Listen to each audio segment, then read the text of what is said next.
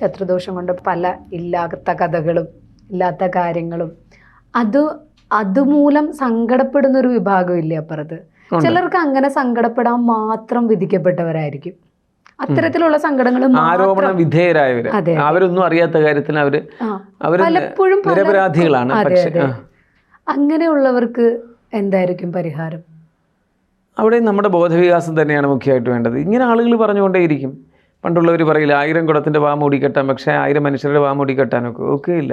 അവരിങ്ങനെ പറഞ്ഞുകൊണ്ടിരിക്കും. ഇപ്പോൾ തന്നെ ഞാൻ വീഡിയോ ചെയ്യുമ്പോൾ എത്രയോ, നമ്മളിപ്പം വീഡിയോ ചെയ്യുമ്പം നിഷ്കളങ്കമായി കാവ്യയുടെ തലയ്ക്കകത്ത് വരുന്ന ചോദ്യങ്ങൾ എന്നോട് ചോദിക്കുന്നു. ഞാൻ അതിന് കാവ്യയ്ക്ക് മനസ്സിലാവുന്ന രീതിയിലും പൊതുപ്രേക്ഷകരുടെ മനോഘടന അനുസരിച്ചും ഒരു ഭൂരിപക്ഷത്തിൻ്റെ താളത്തിന് അനുസൃതമായിട്ടാണ് ഞാൻ സംസാരിക്കുന്നത്.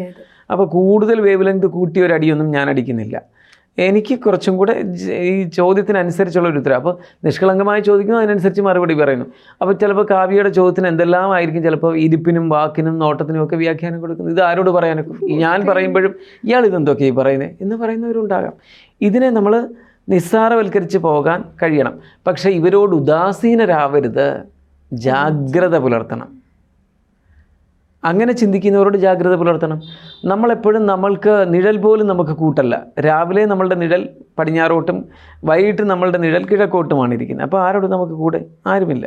ഈ ബോധ്യം കുട്ടിക്കാലത്തെ നമ്മൾ വളർത്തിക്കൊണ്ട് പോകണം.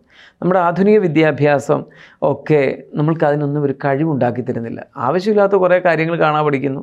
ഇതുകൊണ്ട് ചിലപ്പോൾ കാണാതെ കൂടുതൽ പഠിച്ചിട്ടുണ്ടെങ്കിൽ ജോലി കിട്ടി.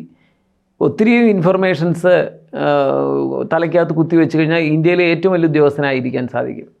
എത്രമാത്രം ഇൻഫർമേഷൻസ് തലയ്ക്കകത്തില്ലയോ അത്രമാത്രം ഒന്നുമില്ലാത്തവനായി ഇവിടെ കിളച്ചുകൊണ്ട് ജീവിക്കുക, അല്ലെങ്കിൽ കൂലിപ്പണി ചെയ്ത് ജീവിക്കുക. ഇത്രയേ ഉള്ളൂ വ്യത്യാസം. അവിടെ ബോധവികാസത്തിനൊന്നും വലിയ പ്രാധാന്യമില്ല, ചിന്താശീലത്തിനൊന്നും പ്രാധാന്യമില്ല. ചിന്താശീലരായിരിക്കാൻ നമ്മൾ പഠിപ്പിക്കണം കുട്ടിക്കാലത്തെ. നമ്മുടെ സഹോദരങ്ങൾ പോലും അതിന് അപകടകരമായിരിക്കാം. നമ്മളുടെ വികാസത്തിന് ആരൊക്കെ എതിരായിരിക്കാമെന്ന് ചിന്തിക്കുക. നമ്മൾ മാത്രമേ ഉള്ളൂ എന്നുള്ള ബോധത്തോടു കൂടിയായിരിക്കണം പോകേണ്ടത്. സമ്പൂർണ്ണ ജാതകം സാധാരണ ജാതകമല്ല, സമ്പൂർണ്ണ ജാതകം 75 പേജുകൾ അടങ്ങുന്ന സമ്പൂർണ്ണ ജാതകം 250 രൂപയ്ക്ക് ഇനി നിങ്ങളുടെ കൈകളിലേക്ക്. അതിനായി നിങ്ങൾ ചെയ്യേണ്ടത് ഇത്രമാത്രം: താഴെ കാണുന്ന നമ്പറിൽ ബന്ധപ്പെടുക.